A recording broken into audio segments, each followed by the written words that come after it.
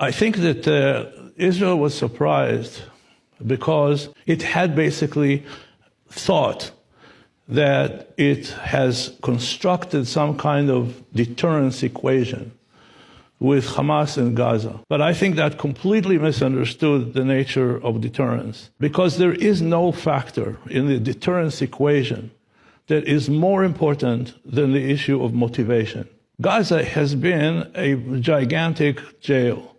2.3 million people who had very, very limited capacity to leave. The idea that the other side, that the Gazans and the Hamas guys would accept this indefinitely was, I think, a big illusion. I am pretty strongly convinced that Hamas thought that there is a window was created, and that the window that was created had to do with the fact that Israel and the Israeli governing system was, we have to say this, distracted for almost a year since the new Israeli government was formed.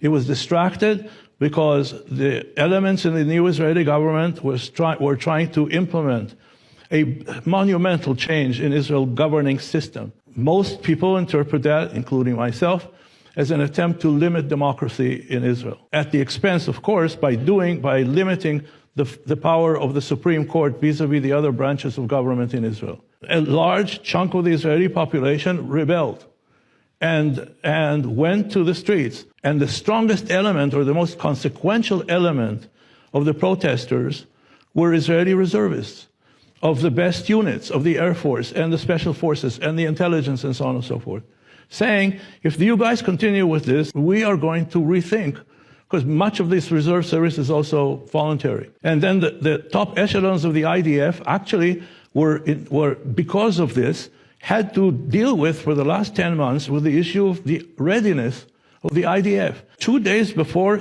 last Saturday, the Southern Command of the IDF essentially gave the green light to moving 3 battalions from the south to the West Bank, leaving essentially most of the settlements or the towns in the south defenseless.